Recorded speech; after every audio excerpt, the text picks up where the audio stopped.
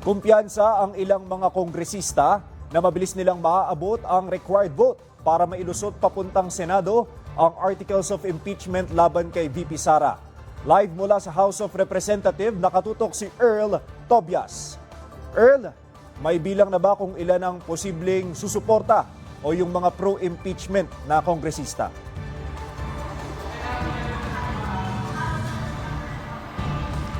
Gab, isang abalang hapon sa inyo no, mula dito sa Kamara. Tama ka dyan, no? Sa isang abala nating buong maghapon dito mismo sa loob ng Batasang Pambansa, dalawang House leaders na, no, yung nakuha na natin, Gab, ng consensus na mukhang nasa 180 votes na po, 180 na mga kongresista na ang nagpahayag ng kanilang suporta na papabor sa pagboto sa impeachment case laban kay VP Sara Duterte. Kaya kung si National Unity Party Chairperson at House Deputy Speaker Ronaldo Puno raw ang tatanungin, hindi na question ngayon yung 106 votes na required sa plenaryo. Ang inaabangan na lang daw ay kung gaano kadami kaya talaga ang makukuhang boto ng impeachment case laban kay VP Sara Duterte. Sabi pa ni Deputy Speaker Puno, pangalawa lang sila sa pinakamalaking political party sa Kamara. At kung ikukonsidera raw na pabor din sa impeachment ng bise, ang halos buong lakas CMD Party na siyang pinakamalaking partido sa Kamara at kinabibilangan ng mga kongresistang nag-endorso ng impeachment. Diyan pa lang sinabi ni Puno na hindi malabong umabot sa 180 votes ang pabor sa impeachment case laban kay VP Sara.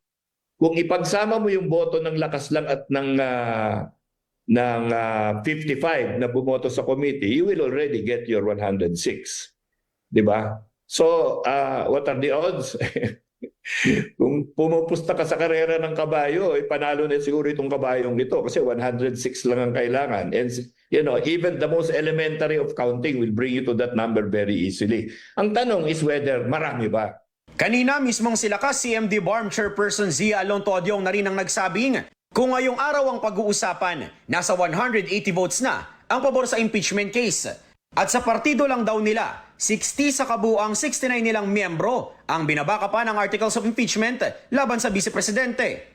We are behindly supporting this impeachment complaint because the whole country have seen the evidences.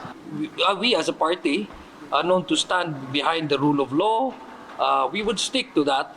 And the collective decision of the party is we will solidly be supporting the impeachment complaint. 80, it's possible. It's possible that 200 votes might be secured. Pareho namang nilinaw ni na Representative Puno at Adyong na klaro rin ang posisyon ng kanilang partido na malayang bumoto ang kanilang mga miyembro base sa pagtitimbang nila sa mga ebidensya.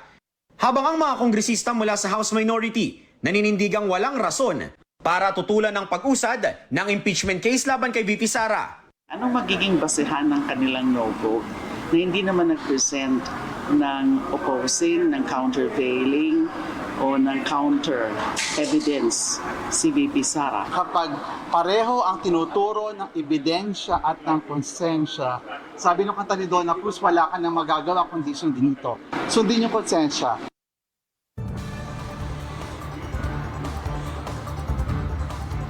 Gab, may dagdag ko lang din, no? Diyan pa rin sa usapin ng impeachment votes.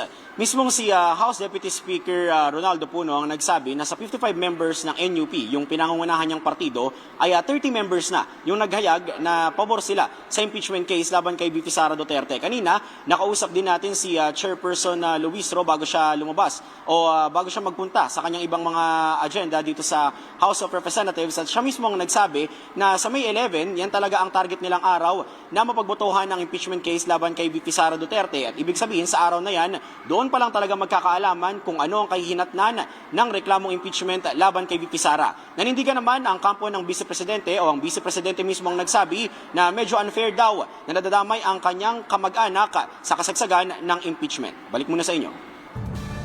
Maraming salamat, Earl Tobias.